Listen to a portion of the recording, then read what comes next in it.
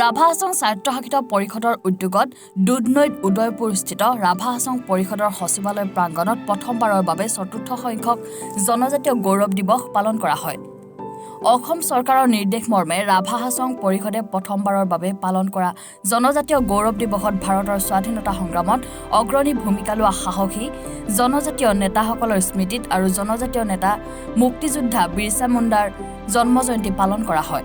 ইয়াৰ পিছতেই জনজাতীয় নেতা তথা মুক্তিযোদ্ধা বিৰছা মুণ্ডাৰ প্ৰতিচ্ছবিত মাল্যাৰ্পণ আৰু শ্ৰদ্ধাঞ্জলি নিবেদন কৰে।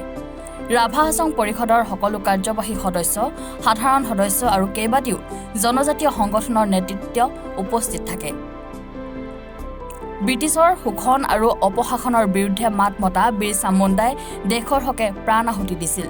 ব্ৰিটিছৰ বিৰুদ্ধে যুঁজ দি ৰাঁচীৰ জেলত মৃত্যু হৈছিল বিৰছা মুণ্ডাৰ।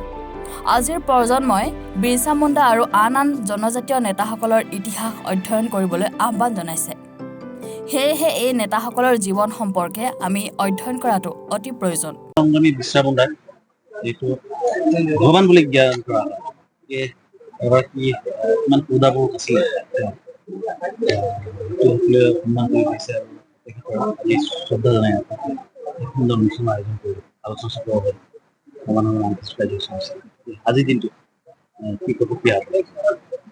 প্ৰথম কথা, আপোনালোকৰ যোগেদি ভগৱান বিৰছা মুণ্ডালৈ মই শতসহস্ৰ প্ৰণিপাত আৰু শ্ৰদ্ধাৰ প্ৰণাম মই জ্ঞাপন কৰিছোঁ।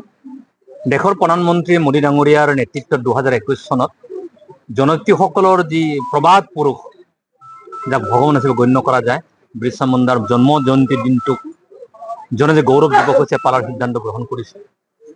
আৰু এই বছৰৰ পৰা বিস্তাৰিত ৰূপত ভাৰতবৰ্ষৰ বিভিন্ন প্ৰান্তত, অসমৰ বিভিন্ন প্ৰান্তত বা অসম চৰকাৰেও ইয়াত সিদ্ধান্ত গ্ৰহণ কৰি এই অনুষ্ঠানটো আয়োজন কৰিছে আৰু সেই মতে আমি ৰাভা হাছং অট'নমাছ কাউন্সিলো আমি তেখেতৰ এই দিনটো পালন কৰিবৰ কাৰণে আমি আয়োজনো আমি কৰিছোঁ। এই ভগৱান বিৰছা মুণ্ডাৰ যি কাহিনী যদি ক'বলৈ যাওঁ, আজিও জনজাতীয় সমাজ ভূমিৰ কাৰণে যুঁজ কৰি আছে, বনৰ কাৰণে, ফৰেষ্টৰ কাৰণে যুঁজ কৰিছে ৰক্ষণাবেক্ষণ কৰিবৰ কাৰণে, নিজৰ ধৰ্মীয় পৰম্পৰা বিশ্বাস ৰক্ষণাবেক্ষণ কৰিবৰ কাৰণে, অন কাষ্টমাৰ ট্ৰেডিশ্যনেল ল চিষ্টেমসমূহ ৰক্ষণাবেক্ষণ কৰিবৰ কাৰণে এতিয়াও যি যুঁজ কৰি আছে। যিজন ব্যক্তি আজি 150 বছৰ আগত জনজাতি মানুহৰ, জনজাতি সমাজক একত্ৰিত হ'বৰ কাৰণে আৱাজ উত্থাপন কৰি ব্ৰিটিছসকলে বন জংঘলৰ জমিনক অত্যাচাৰ কৰি যিখন দখল কৰিছিল, সেই দখলৰ পৰা মুক্তি কৰিবৰ কাৰণে জনজাতি সমাজ আৰু ভাৰতবৰ্ষৰ সমাজ জীৱনক যে নেতৃত্ব প্ৰদান কৰিছিল, আৰু সেই নেতৃত্বই আজিও সাহস আৰু প্ৰেৰণা দিয়ে। আৰু সেইকাৰণে তেনেজন ব্যক্তিৰ চিন্তাৰ অবিহনে ভূমি যে ৰক্ষণাবেক্ষণ হ'ব লাগে, দেশ বাচিব লাগিলে, ফৰেষ্ট যে ৰক্ষণাবেক্ষণ হ'ব লাগে, দেশ বাচিবলৈ হ'লে, ইয়াত বসবাস কৰা আদিবাসী মানুহসকল, জনজাতি মানুহসকলৰ নিজৰ চিন্তা ভাৱধাৰা যে অক্ষুণ্ণ ৰাখিব লাগে, সেই চিন্তাৰে ব্ৰিটিছক খেদিবৰ কাৰণে যি নেতৃত্ব প্ৰদান কৰিলে, মই ভাবোঁ সঁচাকৈ তেওঁ ভগৱান সদৃশ।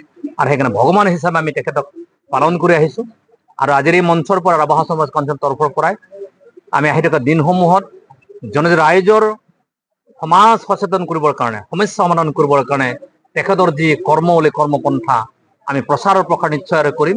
আৰু জনজাতি ৰাইজক একত্ৰিত কৰি জনজাতি সমাজ ব্যৱস্থা শক্তিশালী কৰিবৰ কাৰণে, সমস্যা সমাধান কৰিবৰ কাৰণে তেখেতক অধ্যয়ন কৰি আমি পাম। আৰু সেইকাৰণে নতুন ভাৰত বুৰঞ্জী, নতুন অসম বুৰঞ্জী, য'ত জনজাতিসকলৰ ভাৰতবৰ্ষৰ স্বাধীনতাৰ সংগ্ৰামত যি অংশগ্ৰহণ, সেই অংশগ্ৰহণ ইমান এটা বীৰগাথা লিপিবদ্ধ আছে, তাক প্ৰচাৰ প্ৰসাৰ কৰিবৰ কাৰণে এই সিদ্ধান্ত ভাৰত চৰকাৰ ল'লে, অসম চৰকাৰ ল'লে, আৰু তাৰ এখন ধন্যবাদ জ্ঞাপন কৰিছোঁ। আৰু আমি সকলোৱে মিলি আহি থকা দিনত এইটো জাগৰণ কৰিবৰ কাৰণে, জাগ্ৰত কৰিবৰ কাৰণে চেষ্টা আৰু প্ৰয়াস আমি কৰিম। দুধনৈৰ পৰা নৱজিৎ ৰাভা ৰিপৰ্ট, এনি ভাৰত 24।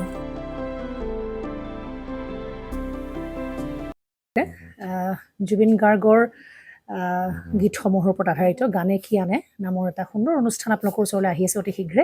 অহা 15 আগষ্টৰ পৰা ধেমাজিৰ পৰা প্ৰথম অডিশ্যন আৰম্ভ হ'ব, আৰু সেই অডিশ্যনৰ যোগেদি বিভিন্ন কণ্ঠশিল্পীসকলে, যিসকলে এই অনুষ্ঠানত যোগদান কৰিব বিচাৰে, তেওঁলোকে এই অডিশ্যনৰ যোগেদি আগবাঢ়ি আহক। আৰু জুবিন গাৰ্গৰ বহুত ভাল লগা গান আমি সদায় শুনি আহোঁ।